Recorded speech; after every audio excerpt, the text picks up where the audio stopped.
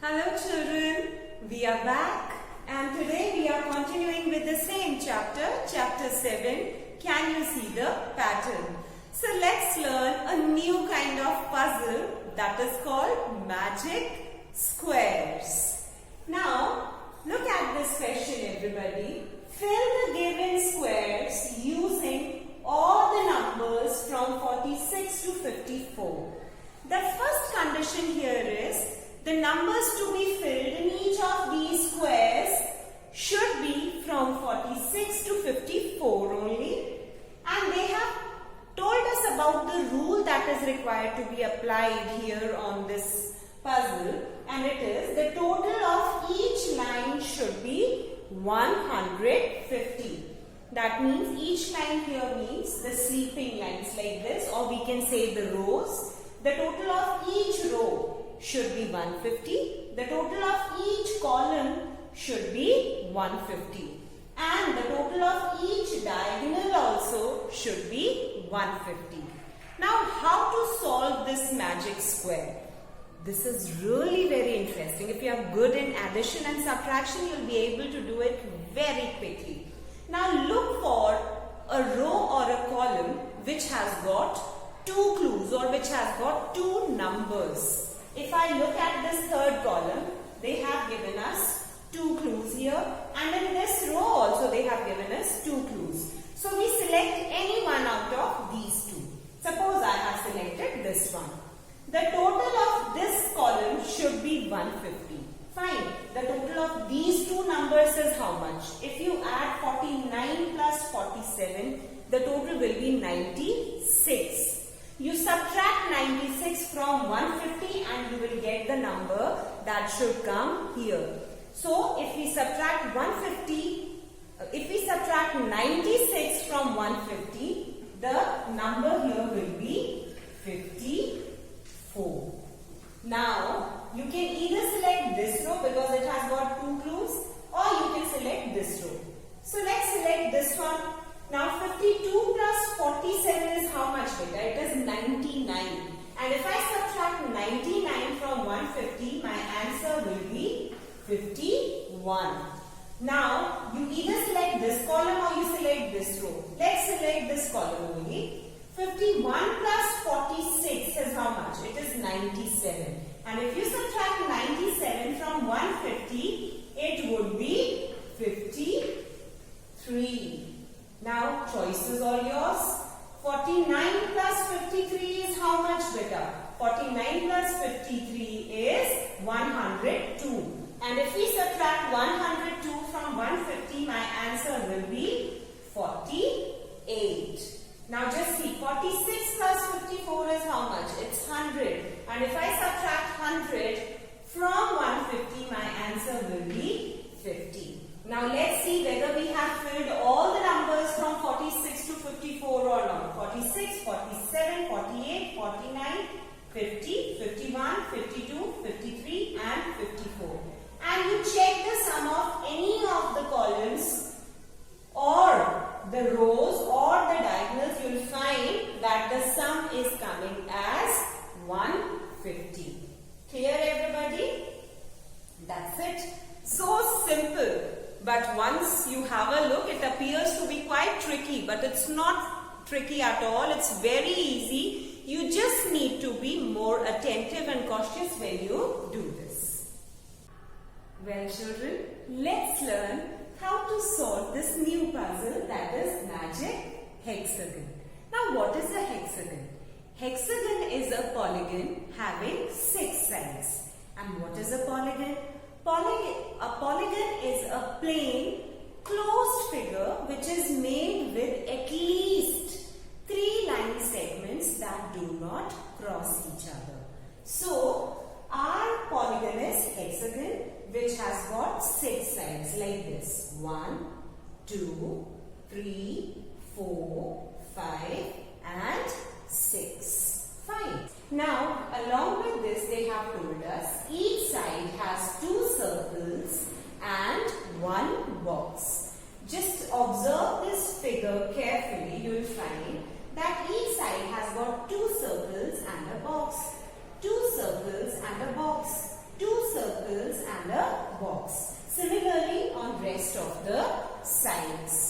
Now, when we are trying to solve a puzzle which is given in this form, then remember we need to find out what is happening over there. So that means we will try to find the rule of the pattern. Fine. So just take one side and I have chosen this one. Observe the numbers which are given in the circle. The numbers are 7 and 10. And then look at the number which is written within the box. It is 70. So just find out what is being done on these numbers. What operation is being applied on these numbers. So I say that 7 plus 10 cannot make 70. 10 minus 7 cannot make 70. 7 multiplied by 10. Yes, that gives us the answer as 70. So what do we find? That on this side, the numbers given in the circle are being multiplied to write the number in the box. How? 7 tens are 70. Now just check the other side also and make sure that the same rule is being applied everywhere. 10 twos are 20. 13 twos are 26. 13 fives are 65. 14 fives are 70. 14 sevens are 98. So this proves that the rule of this pattern in this magical hexagon is that the numbers given in the circle are being multiplied to get the number written in the box. But just imagine if they have written like this, they have left this circle blank, then what are we able to make out? We are able to say that when this number which is written in the box is divided by one of the numbers in the circle, we will get the number that is to be written in the other circle. How? 70 divided by 14 will give us 5. Or we can do it this way straight away, that 14 should be multiplied by what number so that the product is 70. So 14 fives are 70.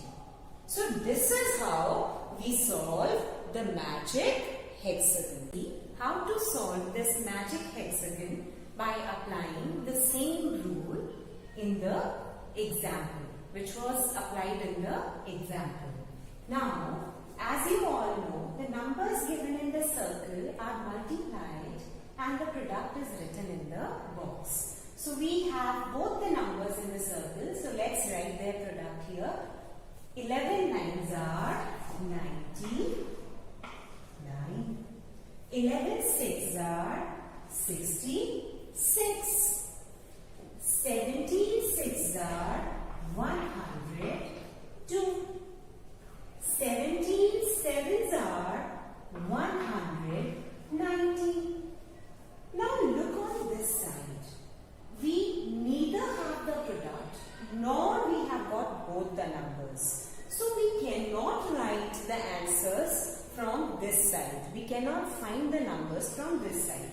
So let's check the other side where we have got two numbers. We know the product and we know one of the number. One way is you straight away divide this product by 9 and you will get your answer. Or the other way is what number should be multiplied by 9 so that the product is 108. And I know that it is 12. 12 nines are 108. Now we have the two numbers in the circle. We can fill the number in the box now by multiplying these two. 12 sevens are 84. After A part, we move to part B. Now just observe all the sides. Wherever you see two numbers, we can start with that side. What I am able to observe is this side has got two numbers. So one is in the box, the other one is in the circle, and I know what is to be done. We will divide the number given in the box with the number given in the circle. And if I divide 104 with 8, I know my answer is going to be 13. Now I can solve this side also. 78 divided by 13 will give me 6. I can solve this side also. We have the numbers given in the circle. Now I can write the number given in the, that should come in the box. 6 4s are 24. I can find this number also, that is to be written in the circle. 64 divided by 4 will give me 16. And I also know the product of 16 8s will be 128. I can fill this side also. 8 8s are 64. Isn't it easy? It's very easy if you know, if you've got a good hold on the basic operations. So solving the puzzles and solving the pattern becomes quite easy if you are good at tables and you are good at basic operations. After solving the magic hexagon, let's move to the next activity given on page number 105, numbers and numbers. Through this activity, they are trying to make you aware about a property of addition as well as multiplication. Now just observe. They say when you add 24, 19 and 37, the sum will be equal to 37 plus 24 plus 19. So if you observe both the sides, what do you see? The numbers are same. The three numbers which are given on this side are also here, 24, 19 and 37. But the order of the numbers have been changed. So they are trying to tell you, even if we change the order of the numbers, the sum is not going to change. It will remain same.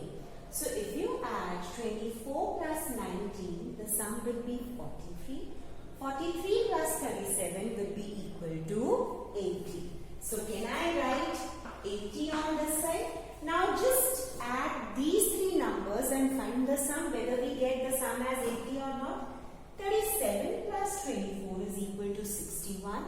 61 plus 19 is equal to 80. So what do we observe, kids? We see that if the order of the numbers being added gets changed, the product will remain same or unchanged. Have you understood? Let's try the same property, whether it's true or not. Let's check with the help of another example. 215 plus 120 gives us 335. Plus 600 gives us 935.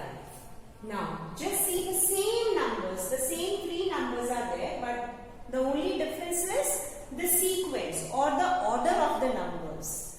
That has been changed. So, 600 plus 215 gives you 815. 815 plus 120 gives you 935. So in this example also, the same property gets proved, that if we change the order of the numbers being added, the sum will remain unchanged or the sum is going to be same. Have you understood? Now check the third example. In this example, the two numbers are being multiplied. 48 is multiplied by 13 and they say this is equal to 13 multiplied by 48. So they are telling us that if we change the sequence of the numbers or the order of the numbers being multiplied, the product will be equal. So let's check this by multiplying these numbers. I know that 13 8s is 104. So 4 I write and 10 I carry. 13 4s is 52. 52 plus 10 is 62. The product comes as 624. Now let's check on this side. 13 multiplied by 48. 8 3s are 24. 2 you carry. 8 1s are 8 plus 2 is 10. 4 3s is 12. 1 you carry. 4 1s are 4 plus 1 is 5.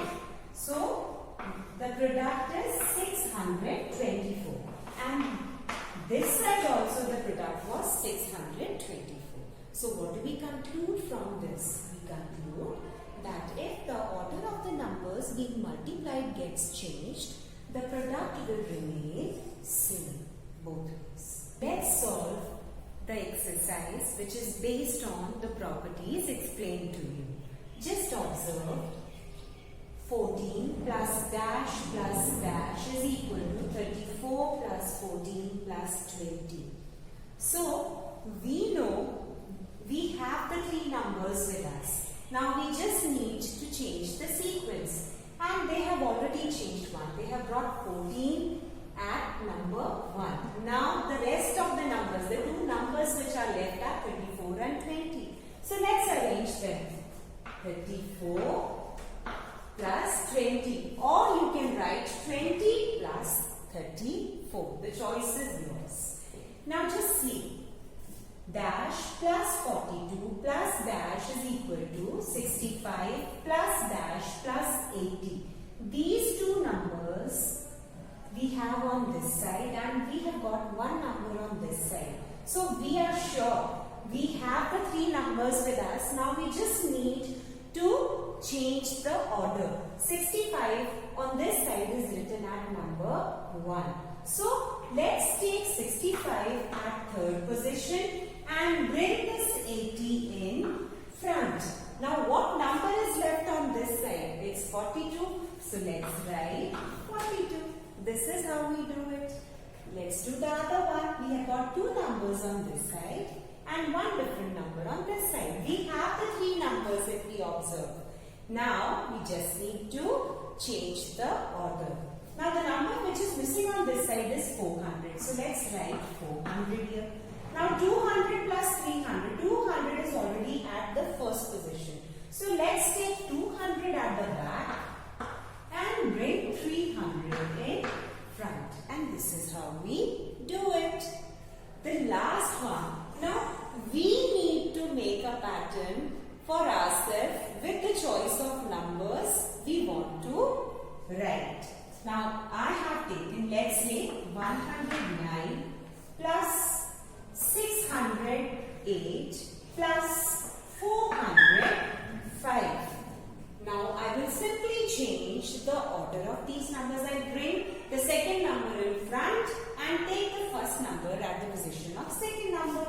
So I write 608 plus 109 plus 405. So children, isn't it easy to solve the patterns based on the properties explained to you? So do practice at home and learn all these puzzles that you have done today with me. Okay?